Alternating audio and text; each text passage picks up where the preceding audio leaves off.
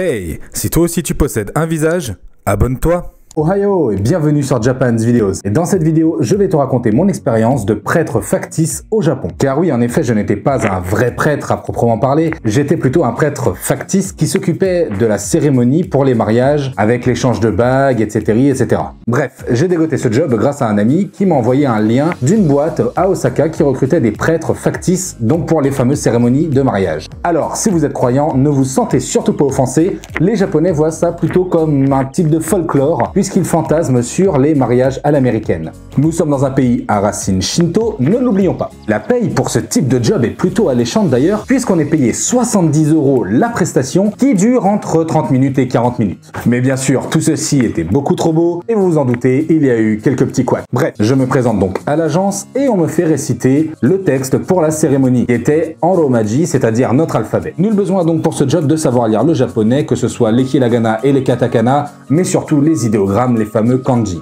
Les passages bibliques, quant à eux, étaient en anglais. Je passe donc le test haut la main et on me donne alors rendez-vous sur un lieu pour une première prestation, mais que j'allais simplement observer cette fois-ci, histoire de voir à quoi ressemble le job. Et wow, l'organisation de malade qu'il y a pour ce type de prestation, les mariages, c'est un truc de ouf, tout le monde est super stressé, court à droite à gauche, il faut que tout soit absolument parfait et sans accroc. Bref, vient ensuite ma première prestation. Je débarque donc dans ma tenue de tous les jours, avec un porte-vue pour ranger mon texte, jaune translucide. Ouais, c'est ce que j'avais trouvé de moins cher, et là, c'est le drame.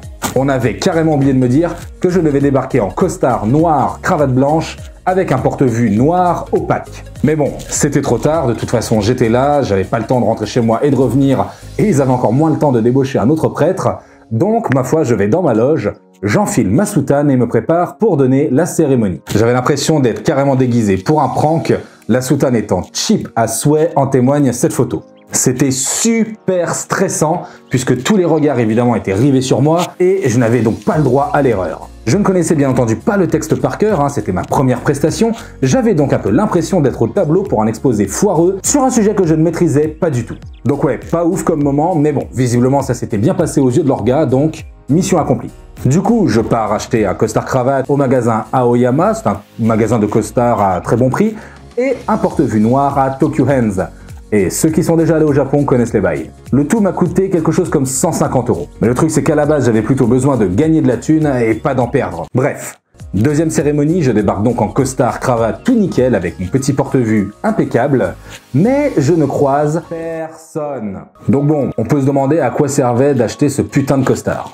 En tout cas, quoi qu'il en soit, je vais dans ma loge, j'enfile ma soutane et let's go pour une deuxième cérémonie. J'étais beaucoup plus à l'aise que la première fois, bien évidemment, puisque je savais à quoi m'attendre et je connaissais un peu mieux mon texte. Mais je pense que c'est là que ça a pêché, puisque au bout d'un moment, j'ai eu un gros trou de mémoire et il a donc fallu que je me repenche sur mon texte et là, le drame, je relis 2 fois la même phrase. Ah oui, et petit détail, mais la mariée était en train de chialer des grosses larmes de crocodile, alors de joie j'espère, mais quoi qu'il en soit, j'essayais de me concentrer, c'était pas évident. Du coup, je me suis fait défoncer par ma manager parce que j'ai répété 2 fois la même phrase et bon, par la suite, j'ai décidé de démissionner puisque ce job, bon, ça paye bien, mais malheureusement, il n'y avait pas assez de missions, c'était pas assez fréquent.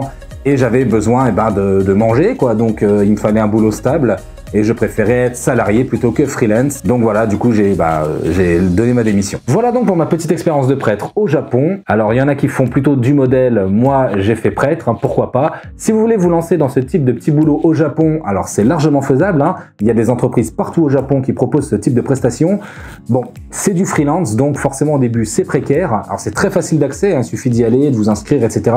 Mais c'est beaucoup plus difficile d'en vivre, puisqu'il va falloir que vous enchaîniez les missions afin que la boîte ait de plus en plus confiance en vous et vous propose donc de plus en plus de missions.